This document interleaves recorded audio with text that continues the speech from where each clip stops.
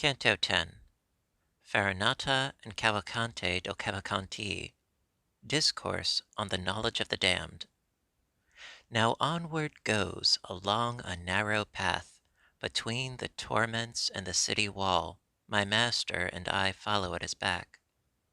O power supreme, that through these impious circles turnest me, I began. As pleases thee, speak to me, and my longing satisfy. The people who are lying in these tombs, might they be seen? Already are uplifted the covers all, and no one keepeth guard. And he to me, they all will be closed up, when from Jehoshaphat they shall return here with the bodies they have left above. Their cemetery have upon this side, with Epicurus all his followers, who with the body mortal make the soul. But in the question thou dost put to me, within here shalt thou soon be satisfied, and likewise in the wish thou keepest silent. And I, good leader, I but keep concealed from thee my heart, that I may speak the less.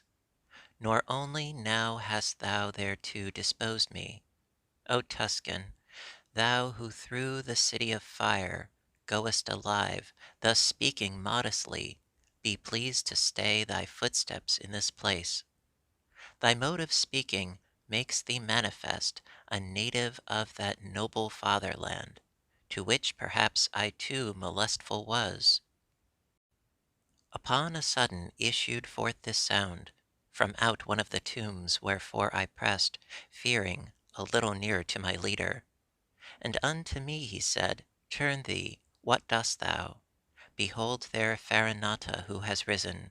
From the waist upwards wholly shalt thou see him. I had already fixed mine eyes on his, and he uprose erect with breast and front, even as if hell he had in great despite. And with courageous hands and prompt my leader thrust me between the sepulchres towards him, exclaiming, Let thy words explicit be. As soon as I was at the foot of his tomb, somewhat he eyed me, and, as if disdainful, then asked of me, Who were thine ancestors? I, who was desirous of obeying, concealed it not, but all revealed to him, whereat he raised his brows a little upward. Then said he, Fiercely adverse they have been to me, and to my fathers, and my party, so that too several times I scattered them. If they were banished, they returned on all sides, I answered him, the first time and the second, but yours have not acquired that art aright. Then there uprose upon the sight, uncovered down to the chin, a shadow at his side. I think that he had risen on his knees. Round me he gazed, as if solicitude he had to see if someone else were with me, but after his suspicion was all spent, weeping he said to me, If through this blind prison thou goest by loftiness of genius, where is my son, and why is he not with thee? And I to him, I come not of myself, he who is waiting yonder leads me here, whom in disdain perhaps your Guido had. His language and the mode of punishment already unto me had read his name, on that account my answer was so full.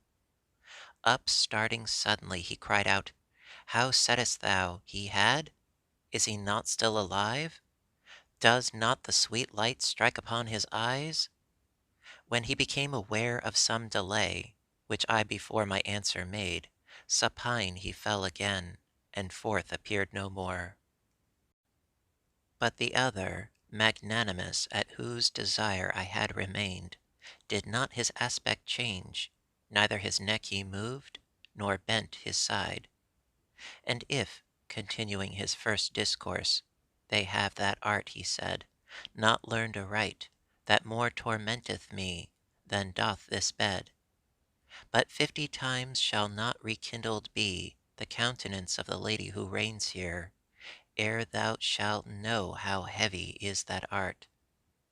And as thou wouldest to the sweet world return, say why that people is so pitiless against my race in each one of its laws?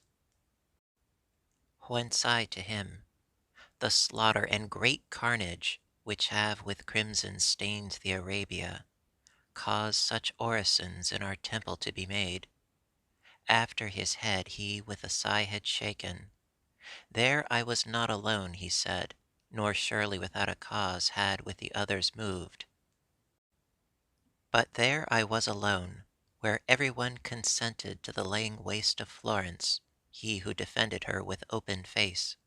Ah, so hereafter may your seed repose, I him entreated. Solve for me that knot which has entangled my conceptions here. It seems that you can see, if I hear rightly, beforehand whatsoever time brings with it, and in the present have another mode. We see, like those who have imperfect sight, the things, he said, that distant are from us, so much still shines on us the sovereign ruler. When they draw near, or are, is wholly vain, our intellect, and if none brings it to us, not anything know we of your human state. Hence thou canst understand that wholly dead will be our knowledge from the moment when the portal of the future shall be closed. Then I, as if compunctious for my fault, said, now then, will you tell that fallen one that still his son is with the living joined? And if just now in answering I was dumb, tell him I did it because I was thinking already of the error you have solved me. And now my master was recalling me, wherefore more eagerly I prayed the Spirit that he would tell me who was with him here. He said, with more than 1,000 here I lie. Within here is the second Frederick and the Cardinal, and of the rest I speak not. Thereon he hid himself, and I towards the ancient poet turned my steps, reflecting upon that saying, which seemed hostile to me.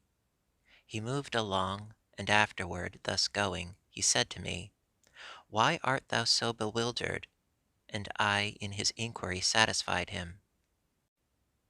Let memory preserve what thou hast heard against thyself, that sage commanded me. And now attend here, and he raised his finger. When thou shalt be before the radiance sweet of her whose beauteous eyes all things behold, from her thou'lt know the journey of thy life. Unto the left hand, then he turned his feet.